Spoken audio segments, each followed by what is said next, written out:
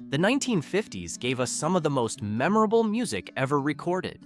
But for every Elvis, every Buddy Holly, every Chuck Berry that history kept alive, there were dozens of songs that burned bright and then quietly disappeared. These are 25 forgotten 1950s songs that have faded into history. Number 25, Music, Music, Music by Teresa Brewer, 1950. Teresa Brewer was just 17 years old when she recorded this one, and it became one of the biggest hits of 1950, climbing all the way to number 1 on the Billboard charts and staying there for 3 weeks. Brewer had a voice that was bright, bouncy, and almost impossibly cheerful. The kind of sound that seemed engineered to make you tap your foot without meaning to. The song was written by Stephen Weiss and Bernie Baum, and it had a simple, catchy appeal that fit perfectly into the jukebox culture of early post-war America. Teenagers were crowding into diners and soda shops, nickels in hand, and music, music, music was exactly what they wanted to hear. It became Brewer's signature, the song she'd be associated with for the rest of her career, even as that career eventually faded from the mainstream. Music all the time. Number 24, If I Knew You Were Comin', I'd Have Baked a Cake by Eileen Barton, 1950. I knew you were coming, I'd have baked a cake. Bake. This novelty song is one of those titles that says everything about the era.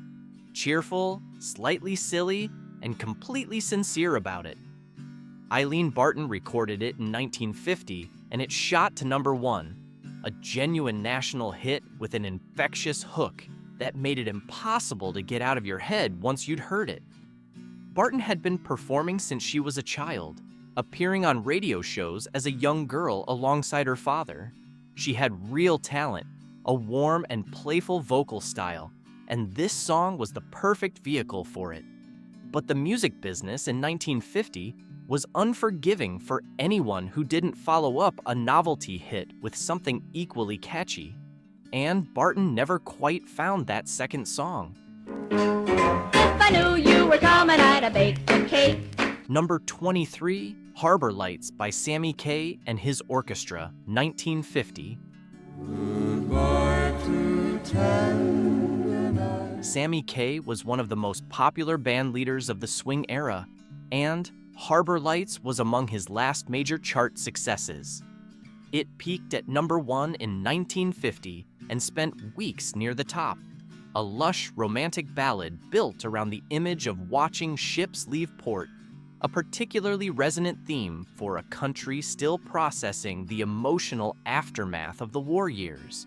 The song had actually been written in 1937 by Hugh Williams and Jimmy Kennedy, and Kaye's version was one of several recorded over the years.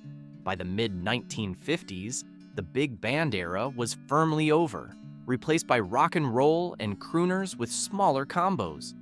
Kaye adapted as best he could, but Harbor Lights became one of those songs that only people of a certain age still reached for. Some other harbor light. Number 22, Cry by Johnny Ray, 1951. It's no secret you'll feel. Johnny Ray was one of the most emotionally raw performers of the early 1950s, and Cry was the song that made him famous. It reached number 1 in late 1951 and stayed there for 11 weeks. An extraordinary run that reflected how deeply the song connected with its audience. Ray wept openly on stage, threw himself into his performances with an abandon that was considered almost unseemly at the time, and audiences absolutely loved him for it. He was sometimes called the Prince of Wales and the Nabob of Sob, which tells you something about how the press viewed this new kind of emotional vulnerability in a male performer. Ray was also nearly deaf, wearing a hearing aid on stage, which only added to the unlikely quality of his story. By the late 1950s, His style sat awkwardly between the old pop world and the new rock and roll world, and he'd been largely left behind. A genuinely underappreciated figure in the history of American pop. Behind a cloudy sky. Number 21, Wheel of Fortune by K-Star, 1952. A wheel of fortune. K-Star had one of the most powerful and distinctive voices of the 1950s, a voice that could fill a room without a microphone. And Wheel of Fortune was the song that showed the world what she could do with it. It reached number 1 in 1952 and became one of the year's biggest hits, a sweeping, dramatic ballad about the randomness of love and luck. Star was of Cherokee and Irish descent, born in Oklahoma, and she'd been singing professionally since she was a teenager, working with the likes of Bob Wills and Glenn Miller before striking out on her own. She had a gritty, soulful quality that set her apart from many of her contemporaries, and Wheel of Fortune gave her the platform to demonstrate it fully.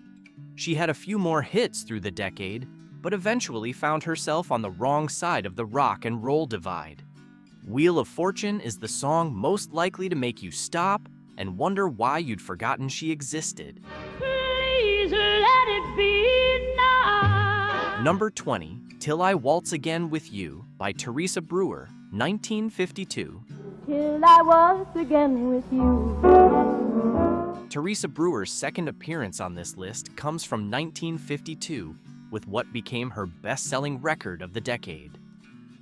Till I Waltz Again With You was a departure from her earlier novelty material, a genuine ballad, the kind of song she'd always preferred to record but rarely got the chance to.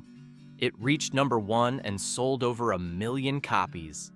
The song was written by Sidney Prozin and had a waltz-time feel that gave it an old-fashioned, almost courtly elegance. It was sweet without being saccharine, and Brewer sang it with real warmth. It was proof that she had range beyond the peppy, bubbly material she was usually handed, though the industry kept giving her more of the same regardless. I will keep my promise true. Number 19, Rag Mop by the Ames Brothers, 1950. I say M-O-M-O-P. The Ames Brothers were a smooth vocal quartet from Malden, Massachusetts, and Rag Mop, a gleefully nonsensical novelty number, was one of their earliest hits, reaching number 1 in 1950. The song is built around spelling out the words rag and mop in a call and response style, which sounds like it should be annoying and somehow ends up being completely irresistible. The Ames Brothers went on to have a long and successful career through the 1950s, with hits ranging from novelty songs to polished pop ballads. But Rag Mop is probably the most forgotten entry on their resume, the one that people are surprised to learn existed at all. It captures the post-war appetite for pure, uncomplicated fun in about 2.5 minutes. R-A-G-G-M-O-P. Number 18, Gotta Travel On by Billy Grammer, 1958. I've laid around and played around this old town too long. Billy Grammer was a country guitarist from Illinois who recorded this folk-influenced song in 1958, and it climbed all the way to number 4 on the Billboard Hot 100, a remarkable chart position for a country artist crossing over to pop audiences at the time. The song was actually based on a British folk tune called False True Love that had traveled through American folk music for generations, before Grammer's version gave it a contemporary arrangement. He was a respected session musician in Nashville who played on countless recordings before this song made him briefly famous. Gotta Travel On became an unlikely crossover hit, a song with genuine folk roots that resonated with both country listeners and the broader pop market. Grammer never had another hit of similar reach, but this one deserved to last longer than it did. And I feel like I've gotta travel on. Number 17, The Wayward Wind by Gogi Grant, 1956. Gogi Grant was one of those singers who had everything it took to be a major star and somehow never quite made it stick. The Wayward Wind was a perfect storm of the right song at the right moment, a dramatic, atmospheric ballad about restlessness and longing that she sang with total conviction. It reached number 1 in 1956 and spent 8 weeks at the top, one of the longest runs of the year. Grant had been recording for several years before this breakthrough, bouncing between labels without finding the right material. The Wayward Wind changed that, but only temporarily. The follow-ups didn't generate the same enthusiasm, and within a few years, she was largely absent from the charts. She did record the vocals for the 1957 film biography of Helen Morgan, which was a notable achievement, but it didn't translate to sustained commercial success.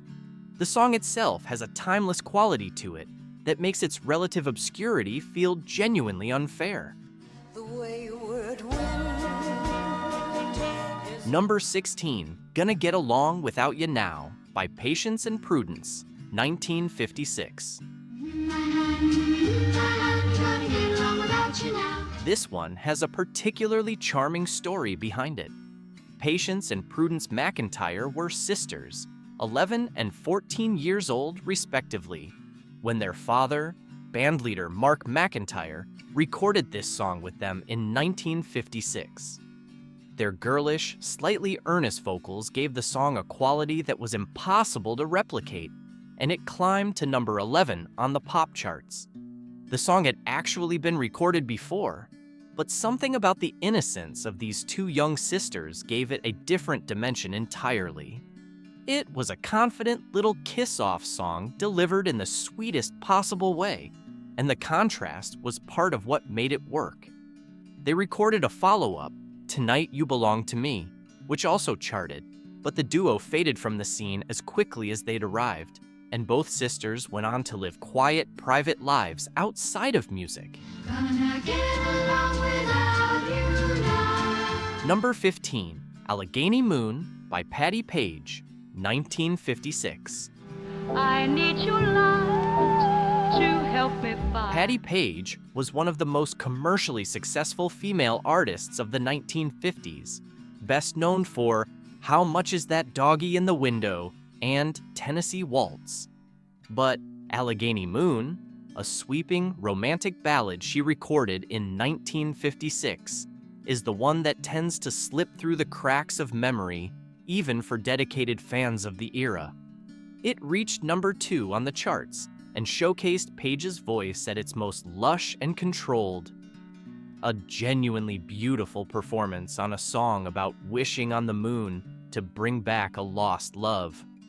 The moon and longing genre was well established by 1956, but Page brought enough sincerity and vocal grace to make this one stand apart from the crowd.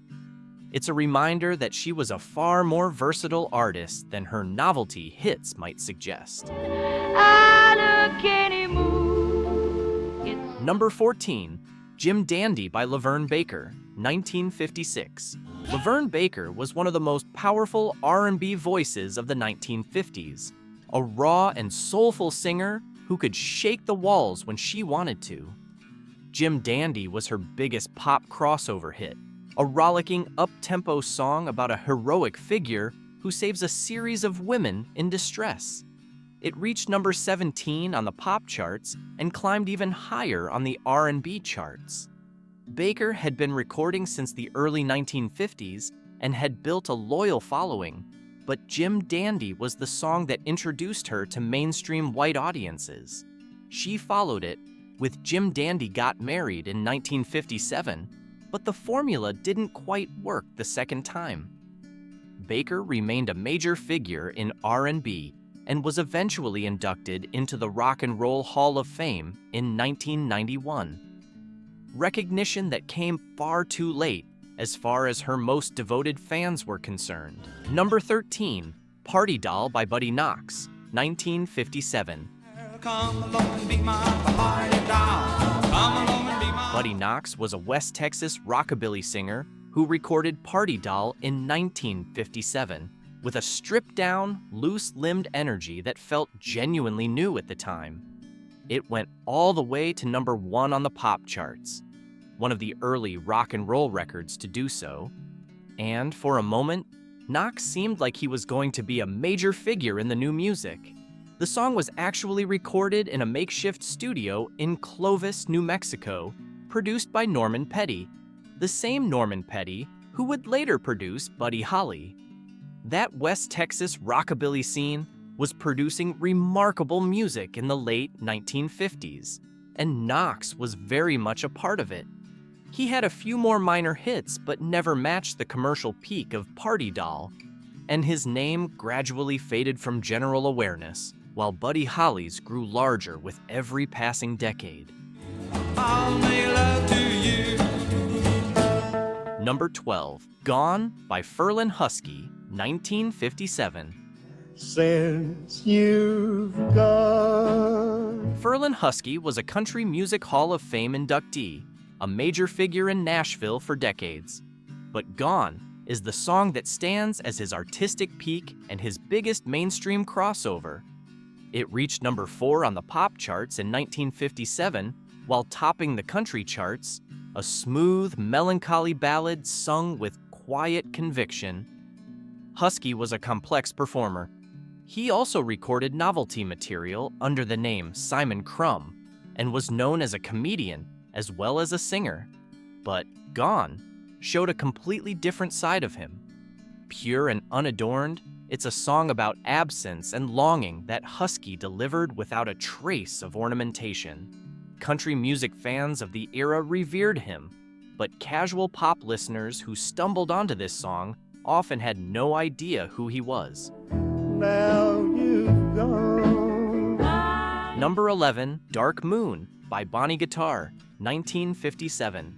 Away up high up in the sky, oh tell me why. Bonnie Guitar was a guitarist, singer, and record producer at a time when women in any of those roles were extreme rarities in the music industry.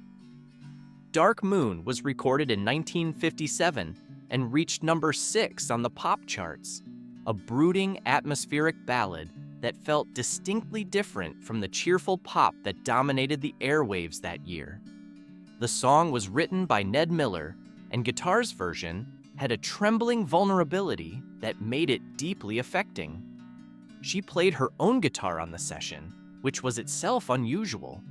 Gail Storm also recorded a version of Dark Moon around the same time, and the two releases competed with each other on the charts, a common practice of the era known as a cover war. Guitar's original is the one worth seeking out. She went on to have a long career in the Pacific Northwest music industry, helping develop the careers of other artists. But Dark Moon remains her most enduring contribution to the recording canon. Is it because I've lost my love? Number 10, Happy Happy Birthday Baby by the Tune Weavers, 1957. Happy, happy birthday, baby. The Tune Weavers were a doo-wop group from Boston who recorded this song in 1957, and it became a genuine hit, reaching number 5 on the pop charts. The song was written by Margot Sylvia, the group's lead singer, and her then-husband Gilbert Lopez, a melancholy little ballad dressed up in birthday imagery about a woman wishing her former love a happy birthday while nursing a broken heart. It's a more emotionally complex premise than most pop songs of the era were willing to attempt, and the Tune Weavers delivered it beautifully. But like so many doo-wop groups of the period, they never found a follow-up that connected, and within a few years, they had drifted apart. The song occasionally resurfaces in films and television set in the 1950s. But most people who hear it don't know the name of the group that recorded it. Number 9, Teenage Crush by Tommy Sands, 1957. Call it a teenage crush. Tommy Sands was briefly one of the most talked about young performers in America in early 1957, after he appeared in a television drama called The Singing Idol on NBC, a role that had originally been offered to Elvis Presley. The song from that special, Teenage Crush, was released immediately after the broadcast and shot to number 2 on the pop charts. Sands had real presence and a genuinely appealing voice, and for a moment the music press was wondering if he might be the next big thing. He was managed carefully, presented as a clean-cut alternative to the more threatening rock and roll acts, and signed to Capitol Records. But the initial excitement cooled.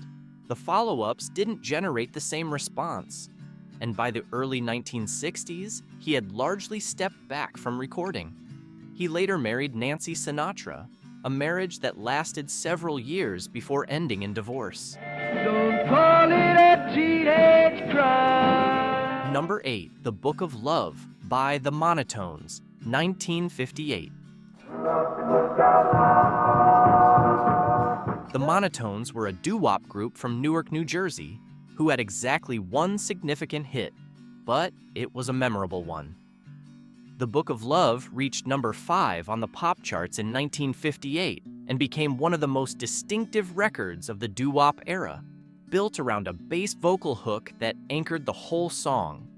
The group claimed that the inspiration for the song came from a Pepsodent toothpaste commercial.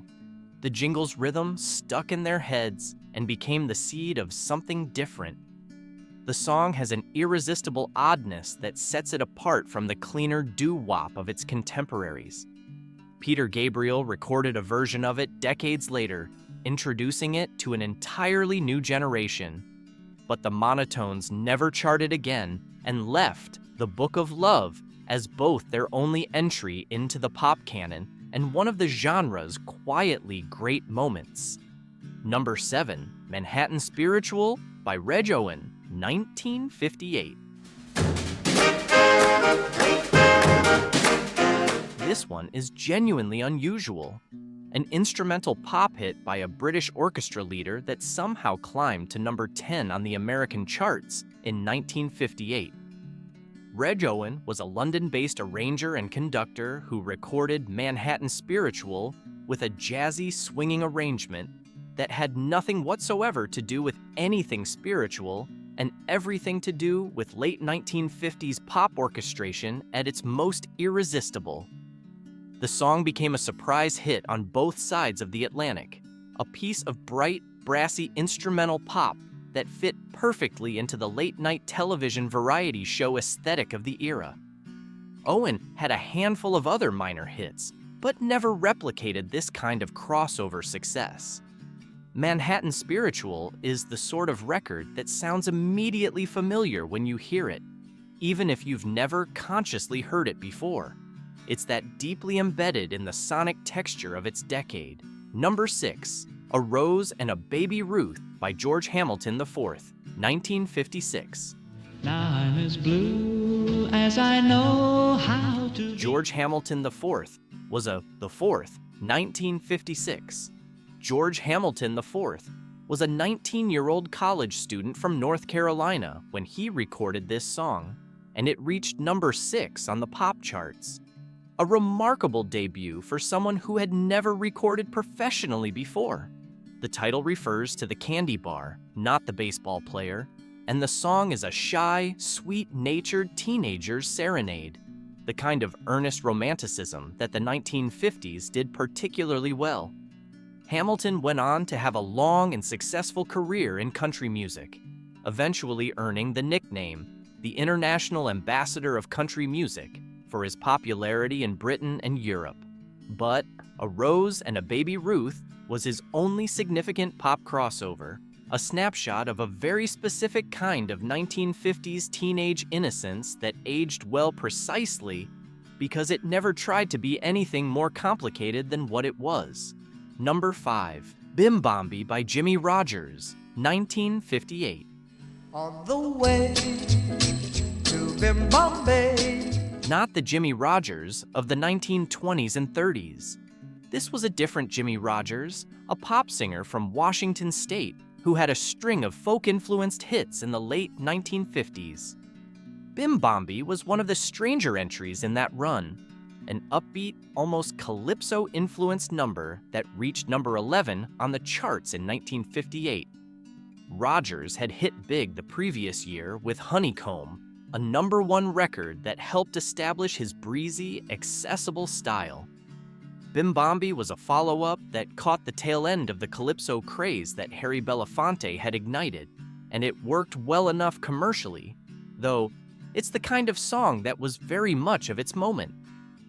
Rogers continued recording into the 1960s, but faded with the arrival of the British invasion, like so many of his contemporaries. Number 4, Walking Along by the Diamonds, 1958. The Diamonds were a Canadian vocal group who specialized in clean-cut, radio-friendly versions of R&B songs, a practice that was commercially successful and culturally complicated in equal measure. Walking Along was one of their later hits, reaching number 29 in 1958, and it's a light, cheerful song that sits comfortably in the innocent end of the doo-wop spectrum.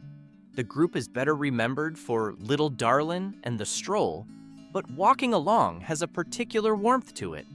The Diamonds were precise and professional, their harmonies polished to a shine, qualities that made them enormously popular in their moment and slightly easier to overlook in retrospect, when the rougher-edged originals they were covering began to receive more critical attention. Number 3, Confidential by Sunny Night, 1956.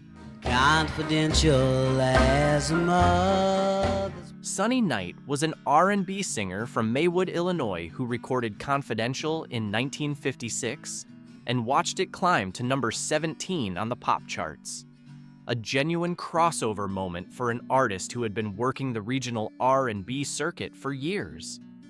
The song is smooth and romantic, a whispered late-night promise of a record that contrasted effectively with the louder, more frenetic rock and roll that was dominating youth culture at the time.